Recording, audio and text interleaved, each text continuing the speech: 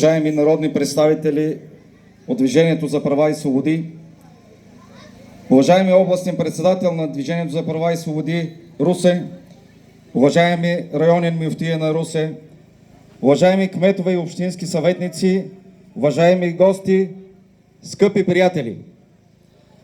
За мен е изключително удоволствие и огромна чест за поредна година да ви приветствам с добре дошли в сърцето на община Ветово, признатата столица на татарите в България, град Ветово.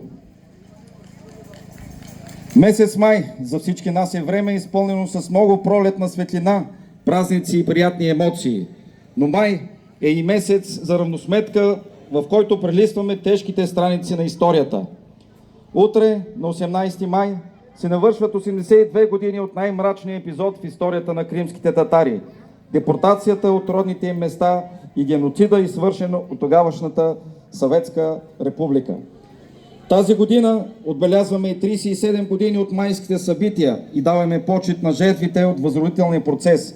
Събитията, които тръгнаха от нашия край и сложиха началото на демократичните промени в България. Поклон пред паметта на всички, които дадоха живота си в името на свободата и човешкото достоинство. Ценности, които ние днес ежедневно отстояваме като Движение за права и свободи. Днес обаче природата се събужда и с нея се събужда и празничният дух на Ветово.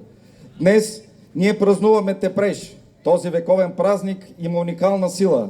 Той съчетава в себе си паметта за предците ни с радостта от живота, новото начало и берекета. Тепреш е нашето общо богатство от Тепреш е нашето общо бягство от натовареното и забързано ежедневие. Той е повод, който събира приятели и родове, разделени от разстоянията, за да се хванат за ръце, да споделят празничната атмосфера и да се забавляват заедно. Точно както земята оживява под майското слънце, така днес и нашите души се изпълват с радост, музика и позитивна енергия. Искам да изкажа дълбокото си уважение към татарската общност в България, която с толкова труд, любов и упоритост пази своята идентичност. Красивите носии, които виждам днес, изпълненията на самодейните ансамбли, рециталите и ароматът на автентичните татарски ястия, всичко това е живият мост, по който пренасяме традициите към нашите деца. Събрал в едно духа на нашите общности, Тепреш е символ на толерантността и взаимното разбирателство. Наш дълг е да пазим този пламък, защото Ветово винаги е било и ще бъде пример за общоевропейската идея – единство в многообразието.